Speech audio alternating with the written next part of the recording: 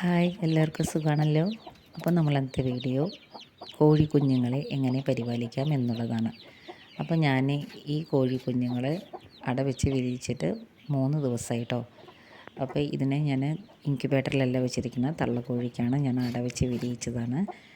അപ്പോൾ ഇതിനെ ഇപ്പോൾ നമുക്ക് നല്ല രീതിക്ക് പരിപാലിച്ചാൽ മാത്രമേ നമുക്ക് വളർന്നു കിട്ടുകയുള്ളൂ. അല്ലെങ്കിൽ അസുഖങ്ങൾ അങ്ങനെ പല കാര്യങ്ങളും വരും. അപ്പോൾ ഇവർക്ക് ആദ്യമായിട്ട് തീറ്റ, വെള്ളം എല്ലാം കറക്റ്റ് ടൈമിൽ നമ്മൾ കൊടുക്കണം.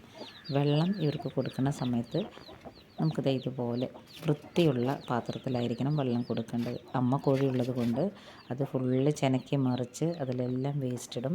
അപ്പോൾ നമ്മളത് മാറ്റി എപ്പോഴും ക്ലീനാക്കി വെക്കാൻ ശ്രദ്ധിക്കണം.